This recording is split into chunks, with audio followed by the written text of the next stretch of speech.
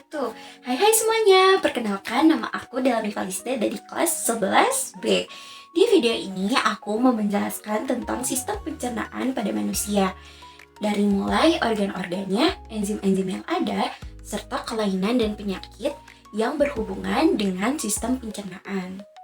Nah, tapi sebelum melanjutkan ke pembahasan itu, aku mau menjelaskan terlebih dahulu tentang apa sih itu sistem pencernaan. Nah, jadi teman-teman, sistem pencernaan itu adalah sistem yang berada di tubuh kita. Nah, fungsinya itu untuk membantu memecah makanan yang kita makan menjadi zat yang bergizi. Nah, si zat bergizi ini tuh membantu kita untuk mempunyai energi. Itu kenapa si sistem pencernaan ini tuh sangat penting untuk tubuh kita. Karena makanan yang kita makan itu tidak bisa langsung diserap oleh tubuh begitu saja, melainkan harus melewati beberapa proses terlebih dahulu. Oke teman-teman, jadi itu tadi sedikit penjelasan tentang sistem pencernaan. Mudah-mudahan kalian bisa paham ya. Sekarang kita lanjut ke pembahasan berikutnya, yaitu organ-organ yang ada di sistem pencernaan. Sistem pencernaan pertama kali dilakukan di dalam mulut. Nah, di sini itu terjadi dua proses pencernaan. Yang pertama, proses pencernaan makanan secara mekanis, yang dimana gigi mengunyah makanan yang kita makan menjadi lebih halus, dan pencernaan kimiawinya itu dibantu oleh air liur atau saliva, atau juga bisa disebut dengan enzim amilase. Ini itu merupakan enzim yang mengubah pati atau karbohidrat kompleks menjadi gula yang lebih sederhana. Itu kenapa nih? Contohnya, semisal kita makan nasi, lama-kelamaan rasanya menjadi manis karena fungsi dari amilase itu mengubah pati menjadi gula. Gitu teman-teman. Nah, organ yang kedua itu adalah kerongkongan atau esofagus. Nah, di dalam kerongkongan itu tidak terdapat enzim, tapi kerongkongan ini tuh membantu menyalurkan makanan yang tadi udah dicerna di dalam mulut ke dalam lambung lewat gerakan otot yang mendorong makanan ke bawah menuju ke lambung. Lambung ini tuh ada di sebelah kiri atas perut. Nah, di sini itu terdapat dua proses pencernaan, yaitu pencernaan secara mekanisme, di mana otot-otot lambung itu akan berkontraksi secara bergantian yang berfungsi untuk mengaduk makanan, dan proses secara kimiawi. Nah, di dalam lambung itu terdapat enzim, yaitu enzim pepsin. Nah, enzim pepsin ini itu adalah enzim yang berfungsi untuk memecah protein yang kompleks menjadi pepton atau pecahan protein yang lebih sederhana. Nah, enzim pepsin ini itu dibentuk oleh HCl.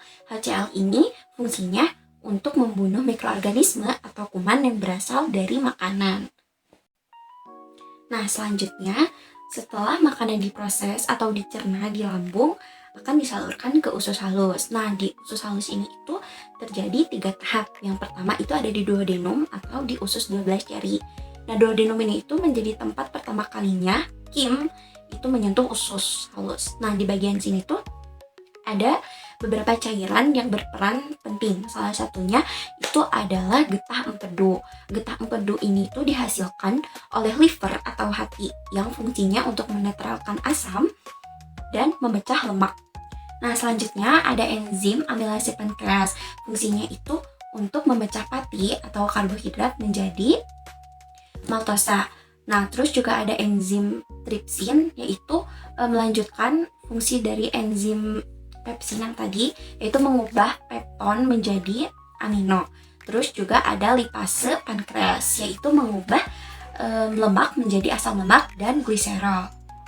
Selanjutnya dari duodenum itu, pencernaan yang selanjutnya adalah jejunum. Nah, di bagian ini itu pencernaan makanan kimiawi dilanjutkan dengan menggunakan enzim dari usus halus itu sendiri. Jadi kalau sebelumnya di duodenum itu dia dibantu dengan enzim dari pankreas. Nah, kalau semisal di jejunum ini dia dibantu dengan enzim dari usus halus itu sendiri. Nah, beberapa enzim yang terdiri dari usus halus itu ada maltase. Nah, maltase ini itu mengubah maltosa menjadi glukosa. Lalu ada sukrase yang dimana mengubah sukrosa menjadi fruktosa. Lalu ada laktase mengubah laktosa menjadi galaktosa dan lain sebagainya. Selesai dari usus jejunum, dilanjutkan lagi ke usus bagian ileum, yaitu bagian usus penyerapan. Nah, ini itu adalah bagian akhir dari usus halus.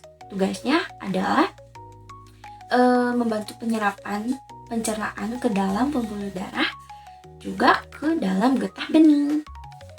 Nah, selanjutnya selesai dari usus halus, pencernaan akan dilanjutkan di usus besar atau kolon. Nah, di bagian ini itu usus besar tidak lagi mencerna makanan, melainkan mengelola makanan yang sudah tidak bisa diserap menjadi fases atau menjadi tinja. Setelah tinja atau fases itu terbentuk, selanjutnya akan dikirim ke rektum, yaitu bagian akhir dari usus besar. Nah, nanti kalau semisal di rektum tersebut fasesnya udah penuh, barulah tinja tersebut atau fases tersebut akan dikeluarkan lewat anus. Nah, teman-teman, itu tadi penjelasan singkat tentang organ-organ yang berperan dalam proses pencernaan makanan.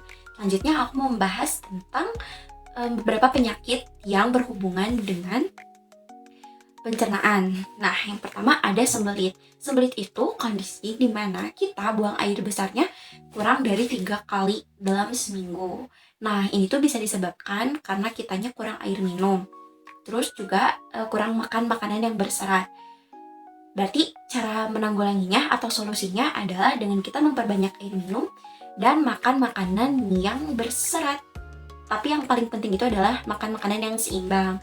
Terus yang kedua ada diare. Nah, kalau semisal sembelit itu kita sulit untuk buang air besar, kalau diare itu kembalikan dari sembelit, dimana kita itu sering banget buang air besar.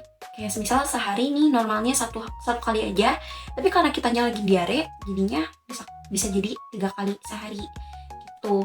Dan biasanya kalau semisal diare ini tuh dia prosesnya cair gitu.